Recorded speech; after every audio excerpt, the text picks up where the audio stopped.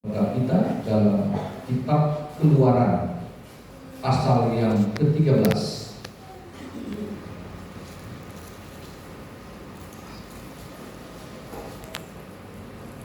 Keluaran pasal yang ke-13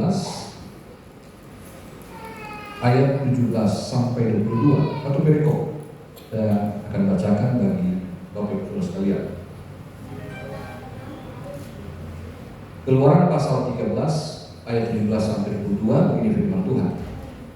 Setelah Firaun membiarkan bangsa itu pergi, Allah tidak menuntun mereka melalui jalan ke negeri orang Filistin, walaupun jalan ini yang paling dekat. Sebab firman Allah, jangan bangsa itu menyesal apabila mereka menghadapi peperangan, jika mereka kembali ke Mesir. Tetapi Allah menuntun bangsa itu berputar melalui jalan di padang gurun menuju ke laut Teberau. Dengan siap sedia berperang berjalanlah orang Israel dari tanah Mesir. Musa membawa tulang-tulang Yusuf, sebab tadinya Yusuf telah menyuruh anak-anak Israel bersumpah dengan sungguh-sungguh, Allah tentu akan mengindahkan kamu, maka kamu harus membawa tulang-tulangku dari sini.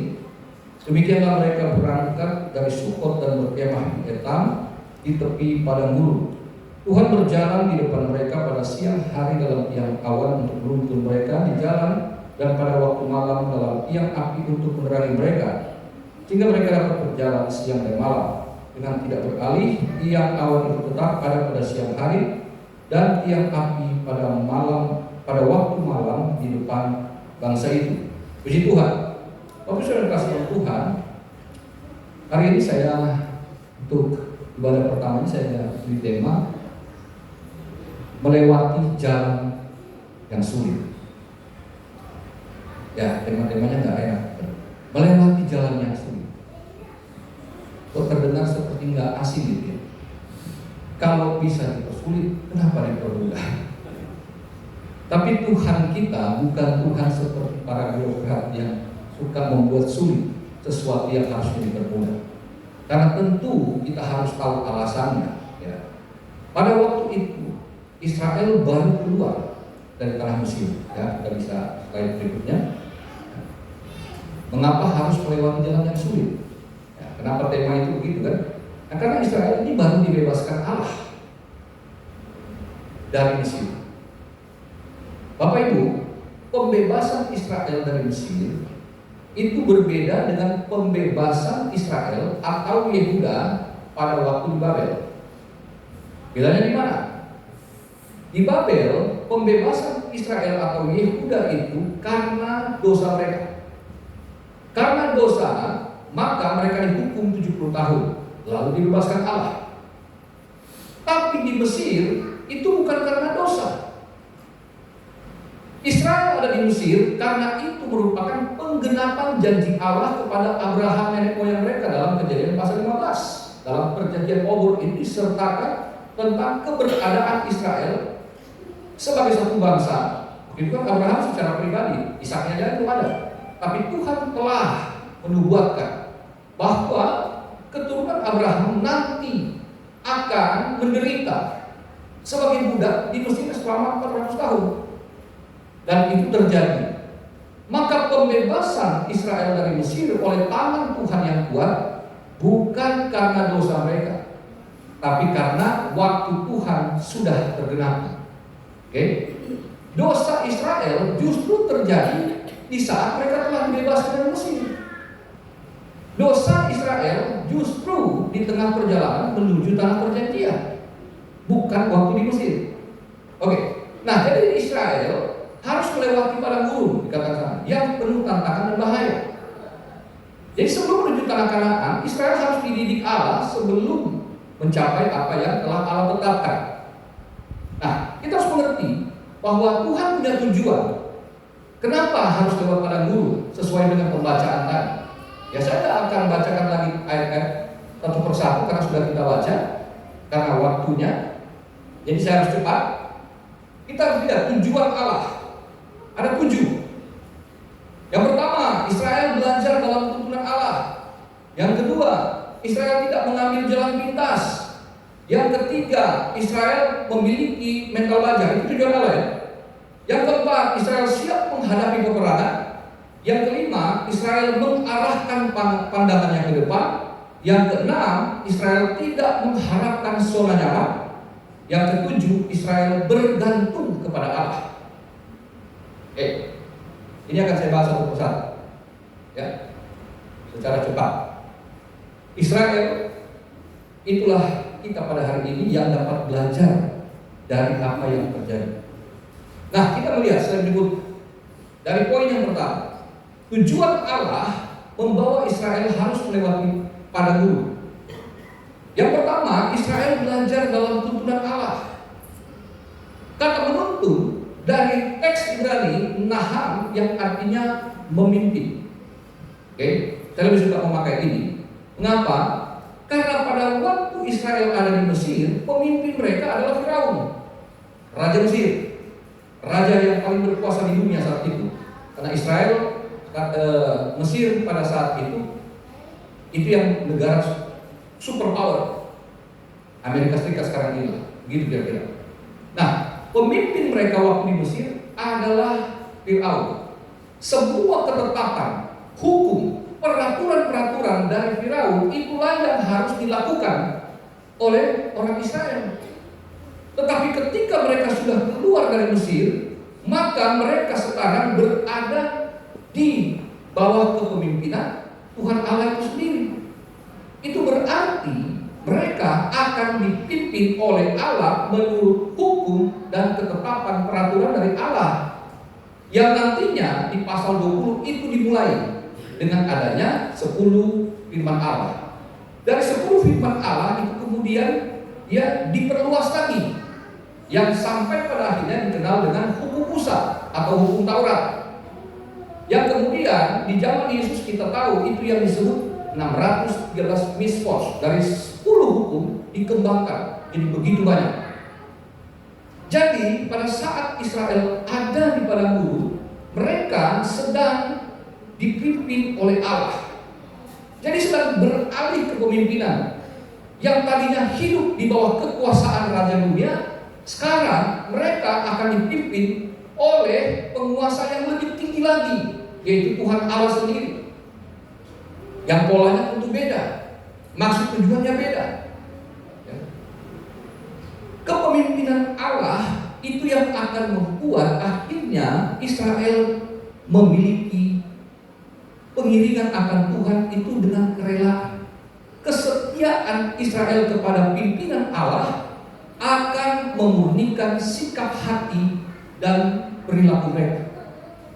Jadi Allah pemimpin mereka membuat Israel tunduk, patuh dan setia kepada pemimpinnya yang baru. Itu nanti bukan seperti kepada Firaun. Allah menginginkan pengiringan Israel umatnya kepada dia adalah pengiringan yang berdasarkan iman dan kerelaan hati. Tuhan gak suka paksa. Waktu Israel ada di Mesir, mereka dipaksa untuk tunduk pada Firaun dan hukum-hukumnya. Kenapa? Karena mereka adalah budak di Mesir. Setelah era Yusuf, maka Israel tidak lagi bisa hidup dalam kesukaan, dalam kesenangan. Mereka dianggap bahaya nasional bagi Mesir karena jumlah mereka sudah sangat banyak. Mereka dianggap ancaman bagi Mesir, sehingga Mesir kemudian memperbudak mereka. Pada masa itu, ribuan tahun sebelum adanya hak asasi manusia, maka yang namanya budak adalah orang yang dimiliki penuh oleh sang Tuhan, hidup dan matinya. Itu sebabnya ketika Israel keluar dari Mesir, kenapa dikejar oleh pasukan Firaun? Karena mereka ini dianggap pemberontak.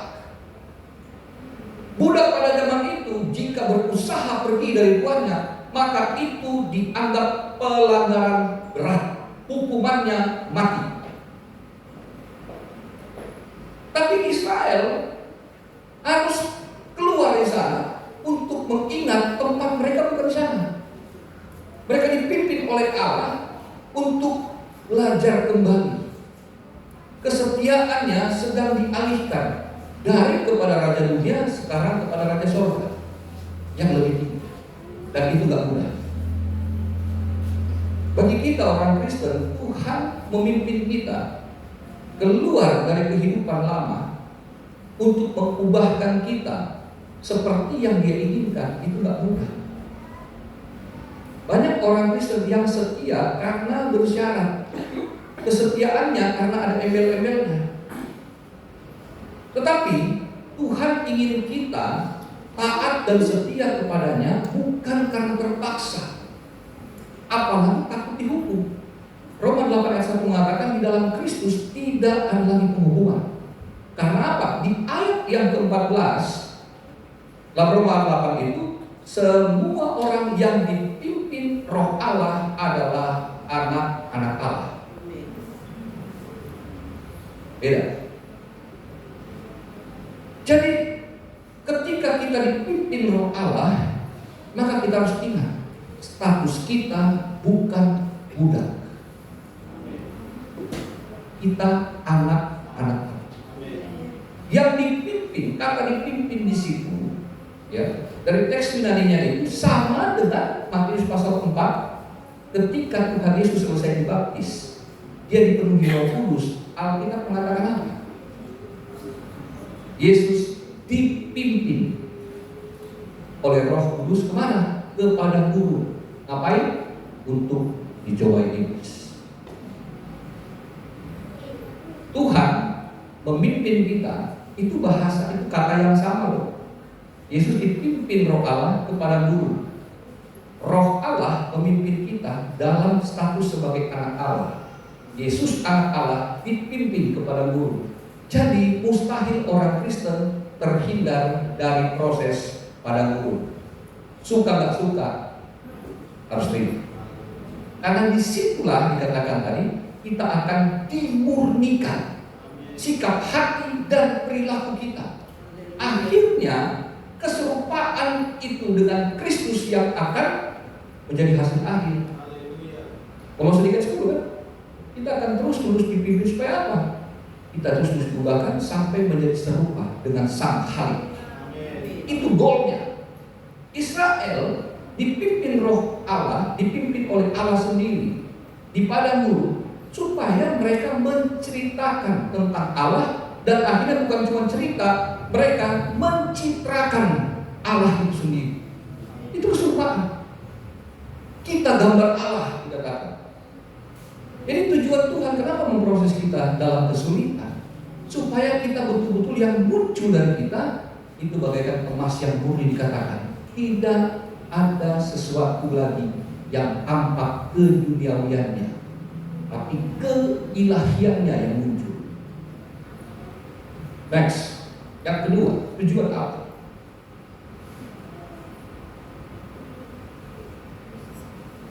Israel tidak mengambil jalan pintas. Allah menuntun Israel di padang gurun untuk melewati jalan yang berputar. Itu di padang gurun menuju mana? Laut Teberau. Bapak Ibu perhatikan bahwa Tuhan memimpin bangsa Israel, menuntun umatnya bukan melewati jalan yang biasa, tapi berputar. Jalan yang biasa itu kalau dari Mesir ke tanah Kanaan kurang lebih 400 km, bisa ditempuh oleh rombongan banyak seperti itu, besar. Rombongan yang besar seperti Israel yang keluar itu kurang lebih 600.000 orang laki-laki, total kemungkinan 3 juta orang. Jalan itu, perjalanan mereka diperlukan kurang lebih 11 sampai 14 hari, 2 minggu perjalanan. Ya. Kalau mereka dibawa berputar oleh Tuhan melalui padang gurun, melewati gunung Sinai, berarti mereka akan menempuh waktu 3 sampai 4 bulan, lebih lama. Tapi itu adalah jalan yang tercepat dan teraman dari Tuhan. Jalan yang biasa kelihatannya lebih cepat, tapi berbahaya. Namun jalan Allah itu adalah jalan yang aman dan yang tercepat. Tapi umat tidak mampu menangkap maksud Tuhan. Mereka dibawa berputar, tapi hasilnya mereka berputar-putar. Tuhan tidak pernah membuat kita berputar-putar. Kitalah yang suka berputar-putar. Orang kalau sekali putar-putar, ya pasti pusing sendiri kan? Jadi yang membuat kita pusing bukan karena Tuhan kasih salah jalan, kita yang salah memahami petunjuk dan arahan Tuhan. Ya, kita harus akui itu. Kenapa lebih jauh? Kenapa lebih lama Tuhan? Karena kita nggak ngerti Tuhan sedang punya tujuan kepada kita.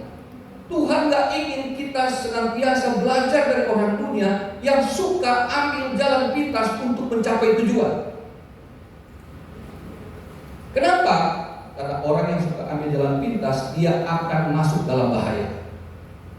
Jalannya cepat, tapi rombongan besar itu akan menjadi ancaman bagi bangsa-bangsa lain yang batas wilayahnya akan dilewati oleh orang Israel.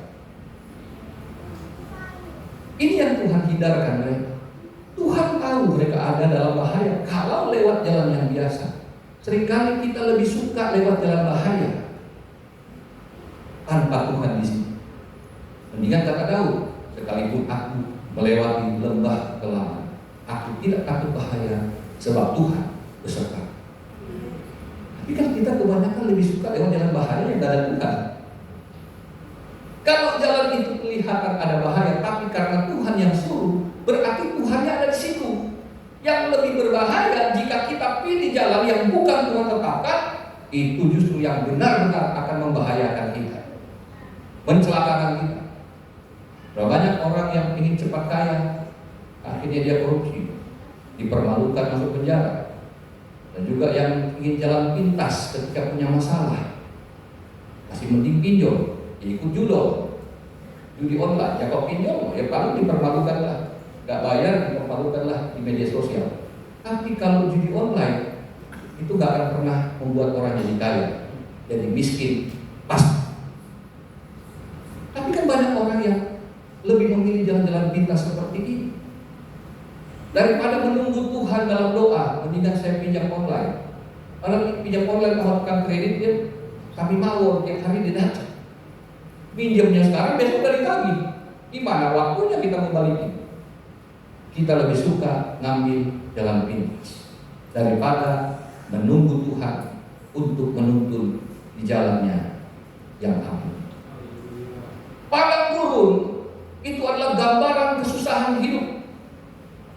Laut Merau adalah gambaran jalan buntu. Tetapi di sana justru Israel melihat mujizat Allah yang luar biasa.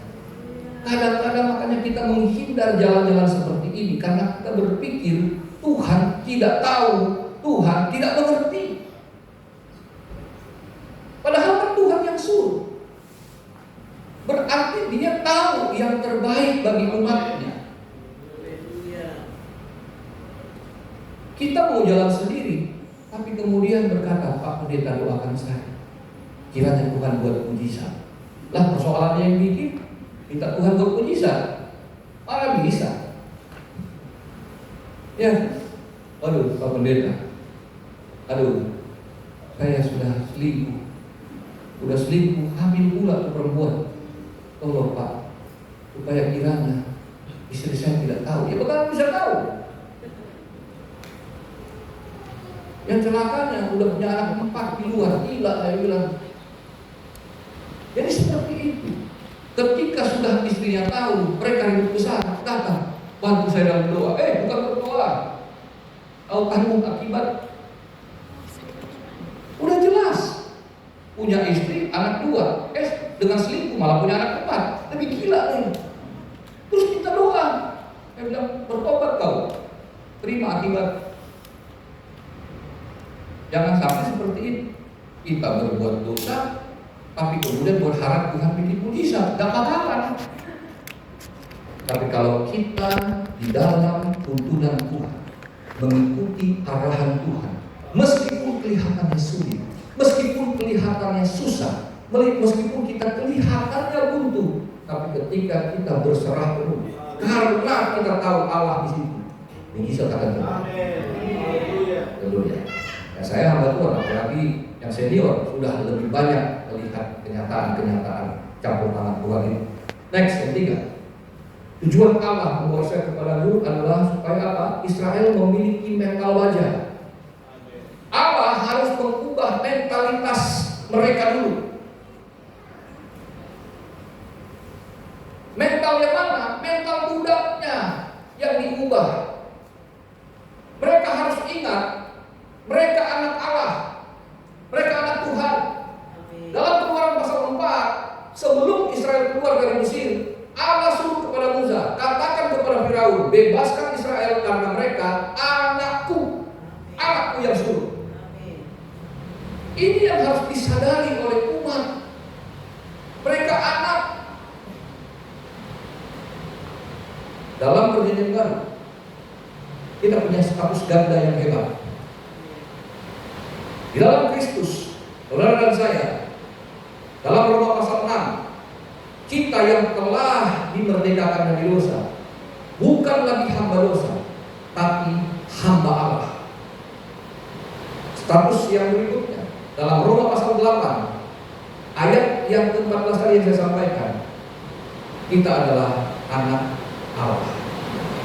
Status gandanya adalah di dalam Kristus, saya anak Allah sekaligus hamba Allah. Saya punya hak waris dari kerajaan Allah. Roma 8 ayat 14 tadi sampai ayat 17. Dan saya punya kewajiban sebagai hamba Allah. Anak Tuhan jangan cuma suka menuntut haknya, tapi harus ingat kewajibannya. Tapi seperti yang saya sampaikan bulan September ketika saya berada di sini, jangan sampai juga kita hanya tahu status kita sebagai hamba yang melayani, tapi tidak ngerti hak. Itu sebabnya banyak orang yang melayani Tuhan, bahkan pendeta sekalipun mengeluh, komplain ke Tuhan karena merasa sudah melayani, tapi kok saya tidak mendapat apa-apa. Tapi kenapa saya sulit banget hidup untuk sehari-hari saja susah? Karena dia melayani dengan mental budak. Dia tidak melayani dalam mental sebagai anak. Dia hanya tahu kewajibannya, tapi dia tidak pernah tahu haknya di dalam itu. Sebabnya Allah perlu meriset atau menginstall ulang, ya pakai istilah elektronik. Kan sudah banyak virus dan malware-nya di situ. Jadi mindset mereka hanya mindset budak. Kelamaan di Mesir membuat mereka lupa perjanjian Tuhan dengan nenek moyangnya. Kalau kita kelamaan kebanyakan bergaul dengan mindsetnya orang dunia, maka kita bisa lupa hak-hak kita sebagai anak-anak Allah. Kita cuma tahu melayani, tapi kita lupa haknya. Tapi sekali lagi jangan cuma nuntut haknya, tapi lupa kewajiban. Imbang. Sebagai anak, saya sadar saya harus melayani. Sebagai hamba saya melayani, saya tahu saya tidak akan pernah bergembira. Mindset mereka sebagai budak Mesir, Allah mengubah kembali. Ingat, kamu bukan budak, kamu hamba. Meskipun sama-sama kelihatannya budak, tapi berbeda. Budak pada zaman sekali lagi nggak pernah kenal hak asasi manusia. Budak, dia hanya disuruh untuk melayani sang tuan. Kalau sang tuan berbaik hati, maka berdasarkan kinerja sang budak, mungkin saja si tuan bisa angkat derajatnya untuk menjadikan dia orang merdeka.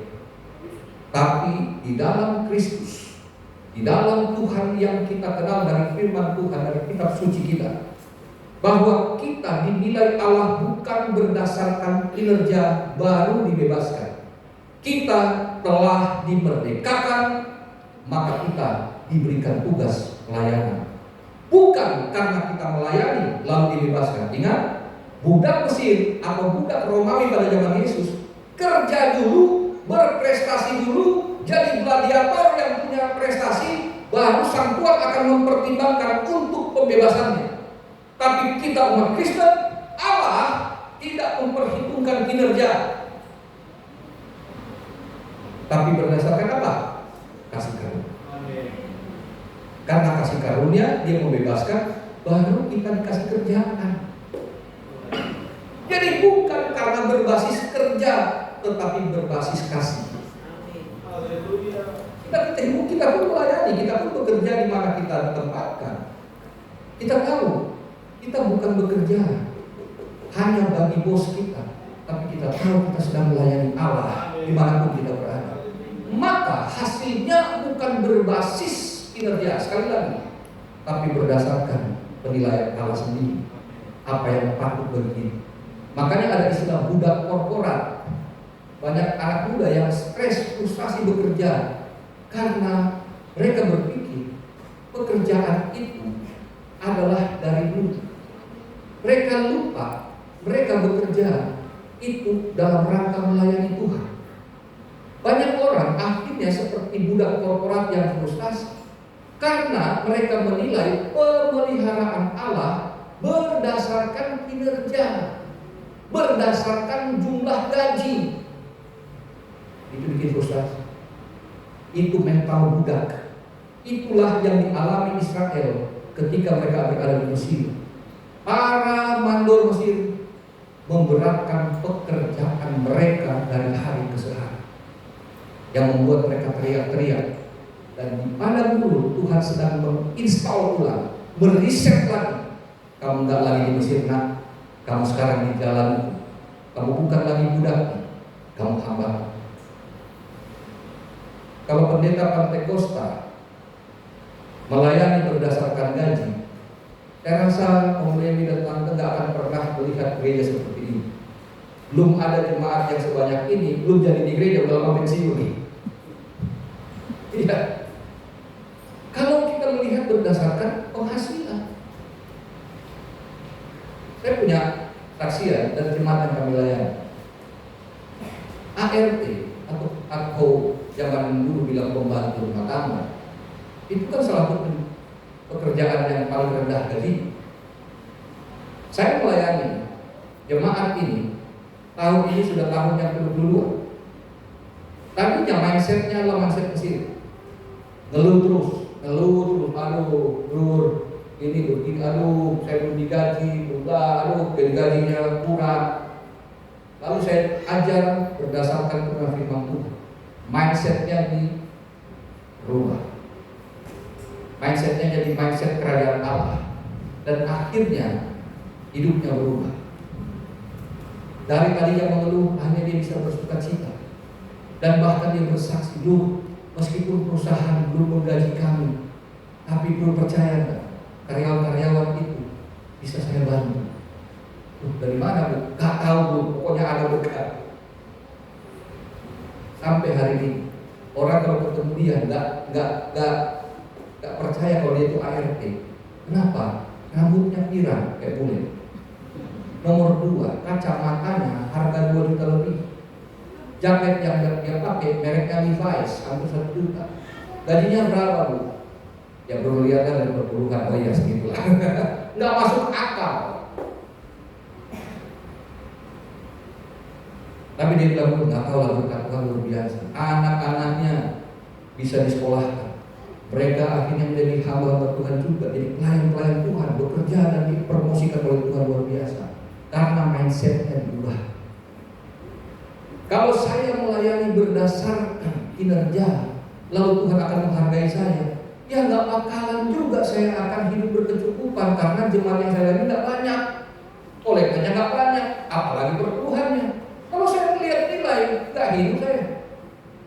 Tapi karena saya mindsetnya mindset kerajaan, saya bukan budak dunia. Saya melayani bukan kepada dunia, tapi kepada Allah. Maka Israel umat pilihan Allah, umat pemenang, bukan pecundang. Haleluya. Next, tujuan Allah yang berikut, Israel siap menghadapi peperangan. Di padang gurun, meskipun mereka ngaco-ngaco, harus berputar lebih jauh. Akhirnya kita tahu 40 tahun. Justru di situ Tuhan menyatakan kasihnya juga. Tuhan melatih mereka berperang. Mereka jadi punya banyak waktu untuk berlatih perang. Dan siapakah yang melatih mereka? Musa. Nah, Musa kan gembala, Pak. Jangan lupa, sebelum Musa jadi gembala, Musa adalah seorang pangeran Mesir. Dia anak angkat dari putri Firaun. Dan menurut sejarawan Yahudi yang sangat terkenal, Flavius Josephus, dia menulis bahwa Musa adalah seorang pangeran Mesir yang juga seorang jenderal brilian yang berprestasi, khususnya pada saat bangsa Ethiopia menyerbu Mesir. Musa memimpin pasukan Mesir mengalahkan Ethiopia. Itu tercatat dalam sejarah Mesir, dan itu dituliskan oleh Josephus.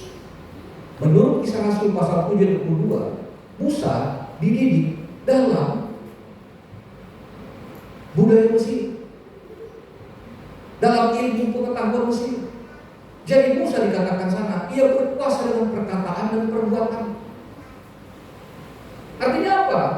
Bahwa menurut para penafsir, Musa seorang yang cerdas dalam didikan Mesir, seorang pangeran, seorang jenderal yang punya kekuasaan dan prestasi secara administratif maupun militer. Jadi pengetahuan kan mereka semua kan muda, cuma tahu jadi ahli bangunan, bikin piramid lah, bikin kota. Siapa yang melakukan? Memang Tuhan yang memberikan kekuatan, tapi Tuhan memakai gembala untuk melatih jemaat. Musa punya pengalaman perang, itulah yang dia tularkan, dia ajarkan kepada mereka.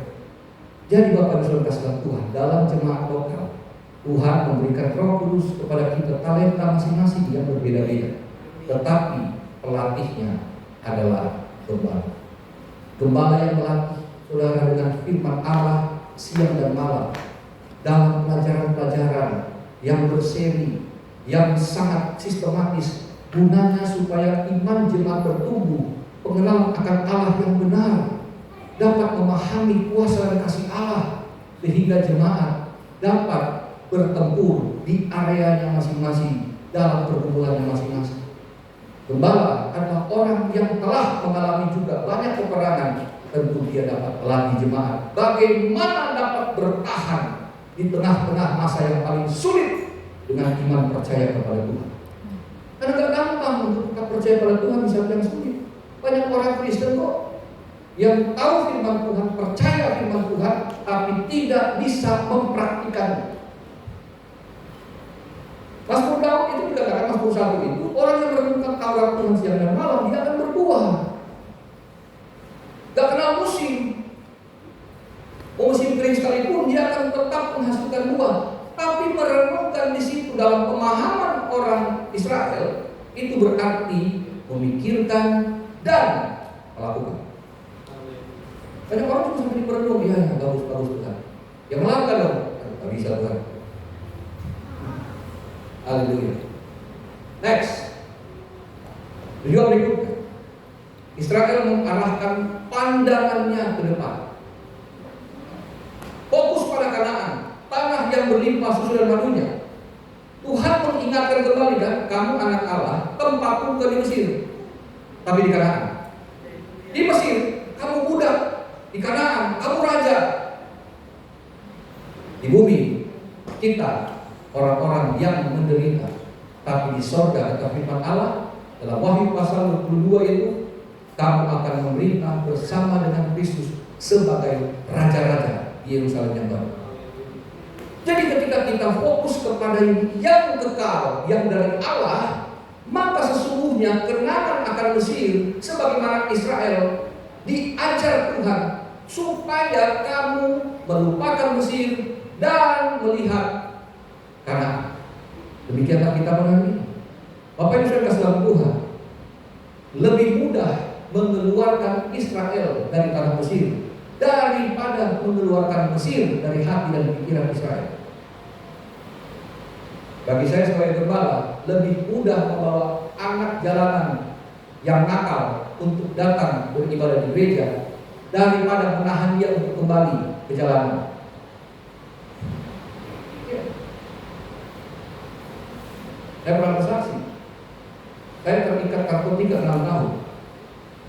Saya sungguh-sungguh, Tuhan, aku mau berhenti, aku gak mau direhabilitasi, aku mau ditolong Tuhan. Orang-orang gak percaya, tapi saya bisa karena Tuhan. Gak ada rasa apa-apa tuh. Ini tahun masuk tahun yang ke-26. tidak ada rasa takut apapun. Tapi beberapa teman saya sudah sekolah Alkitab kembali menjadi pecandu narkoba. Bahkan ada yang mati overdosis. Sudah sekolah Alkitab kembali jadi pecandu mati. Ternyata gak mudah. Kita sudah dikeluarkan, dibebaskan Allah dari kehidupan lama, dari hidup yang berdosa. Tapi kecenderungan untuk kembali itu ternyata sangat kuat. Dan Allah mau kita untuk melihat ke depan. Di tanah yang berlimpah susu dan madunya belum tercapai. Makanya Israel masih ingat, aduh masih enak tuh ketimun, acar, ya kan, makanan daging-daging di Mesir. Masih ingat. Itu sesuatu yang remeh-temeh. Tuhan ingin memberikan ketika dalam Ulangan pasal 8, kamu akan menikmati makan minum dengan limpah, gak usah hemat-hemat. Kamu akan menikmati makanan enak dengan betapa sukarianya kamu. Gak cuma seperti sana.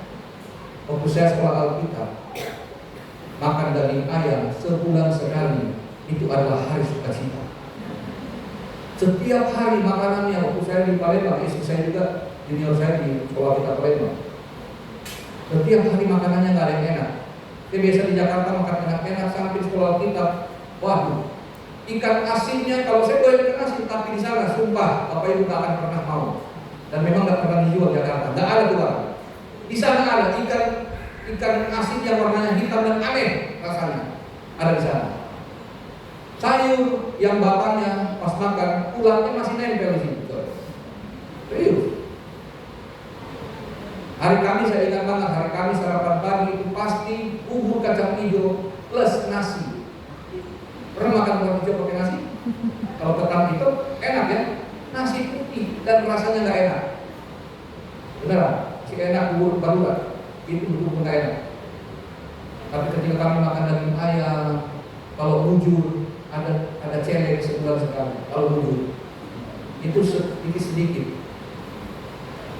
Seperti itulah di pada dulu. Tuhan bilang kamu akan makan enak nanti.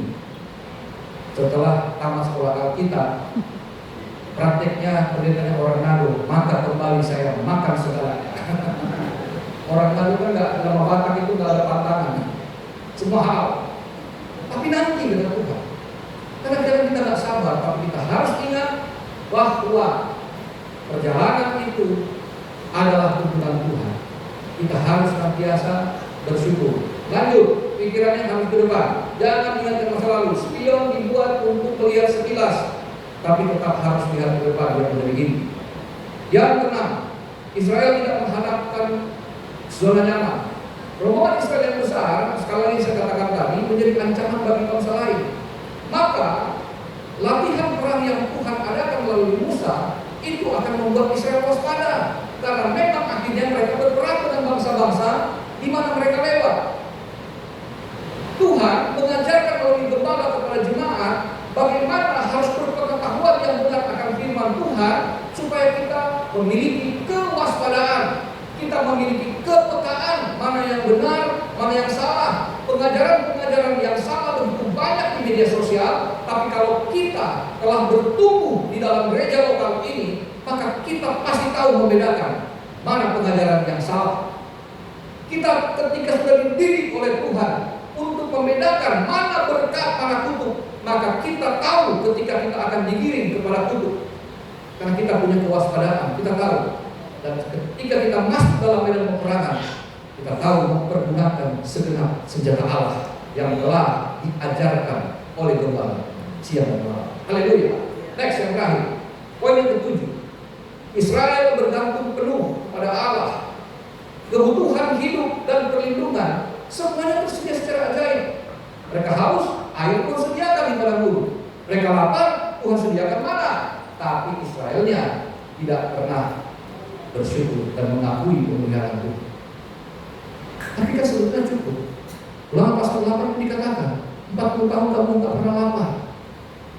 Bahkan sendalmu, pakaianmu gak pernah robek. Bingung, saudara ada yang punya sepatu di sendal 40 tahun gak rusak? Biar mau merek apapun pasti rusak. Tapi ini tidak pernah rusak. Tapi menjadi pertanyaan yang tidak bisa dijawab sampai hari ini oleh para dosen saya di waktu saya kuliah S2. Para dokter nggak bisa jawab pertanyaan. Dosen, di padang gurun kan, kita tahu lah jemaat dipiara oleh Tuhan. Dengan mana? Dengan air yang cukup.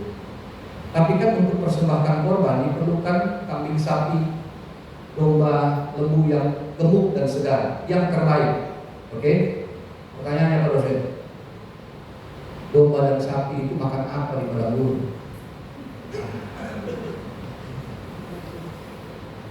Mereka semua makan rumput, padang gurun makan rumput, dan ternaknya banyak. Dan mereka yang terbaik dipersembahkan kepada Tuhan, ternyata ada kan? Ada kan? Bisa. Dosennya pusing. Kalau Pak, saya juga nggak bisa jawab sih. Tapi Alkitab sudah bicara tentang Tuhan yang besar itu. Urusan Dia memelihara, bukan urusan kita. Kita cukup percaya. Seringkali orang Kristen ini juga sering berdebat untuk beribadah, apalagi memberikan persembahan berupa penghasilannya. Berdebat gara-gara media sosial, kan? Kenapa? Jemaat kan susah, jemaat kan kerjanya susah. Kok gereja seringkali menuntut? Bukan tuntutan, gereja hanya menjalankan firman Allah. Apakah domba-dombanya kurus-kurus? Itu karena kau melihat dengan sudut pandang yang salah. Kalau kau melihat dalam tujuan dan rencana Allah yang tadi, maka kita tahu domba-domba itu akan terpelihara. Tak mungkin kurus karena mereka akan dipersembahkan kepada Tuhan. Jemaat yang taat karena imannya kepada Tuhan tidak mungkin kurus karena Anda adalah persembahan yang hidup, yang kurus dan yang berkenan kepada Allah. Bukan uangmu, persembahan tubuh sendiri. Ya saya susah Pak, kerjaan saya begini, saya terlalu sibuk lah, saya nggak bisa. Jangan berpikir pada guru tidak akan membuat kesejahteraan. Saya hidup sampai hari ini masih di padang gurun Bapak Ibu. Kenapa? Karena saya masih hidup di bawah tiang awan yang api. Kalau tempat ini kan sudah jadi bait Allah, kami masih rumah terus. Habis kontrak tak bisa berpanjang, tidak. Diresolusi, tidak. Seperti itu. Sekarang kami pakai rumah di keluarga Nainggolan, itu sudah rumah yang ke-12. Tempat yang pertama di kantornya Bapak Utasoy. Sekarang di Nainggolan tetap rumah yang ke-12. Tapi Tuhan tidak pernah tidak hadir dan tidak pernah tidak memberkati. Karena Allah mengindahkan kamu. Maka artinya Dia akan mengunjungi kamu, kata Musa. Yusuf bilang bahwa pulang karena Allah akan mengunjungi kamu. Bukan hanya mengindahkan, tapi Dia akan datang mengunjungi. Dan Dia menjamin penyertaannya itu siang dan malam. Jadi nggak mungkin ada domba kurus di antara umatnya kalau mereka percaya pada pemeliharaan yang ada. Kami siap bergerak lagi, entah ke mana Tuhan. Pokoknya kalau tiap awan yang api bergerak, kami bergerak. Kalau tidak, tidak. 5 tahun kami melayani 2 orang jemaat. Salah satunya ART yang saya saksikan tadi. Setia sampai sekarang. Teman-teman sudah bilang, lu gak pindah dari tempat lain yang lebih prospektif. 2 kayaknya gua jujur bro, 2 kayaknya gak kuat. Saya bilang selama Tuhan tidak bergerak yang awan yang apinya, saya akan stay di sini. Dan Tuhan buktikan, bukan saya yang buktikan. Tuhan buktikan kehadiran dan pemeliharaan. Saudara sedang dalam perjalanan menuju surga yang mulia. Jangan takut di padang gurun yang namanya dunia. Tuhan hadir bagi saudara. Immanuel, Dia Allah yang penyerta. Amin. Terus berkat. Kita kasih berpikir.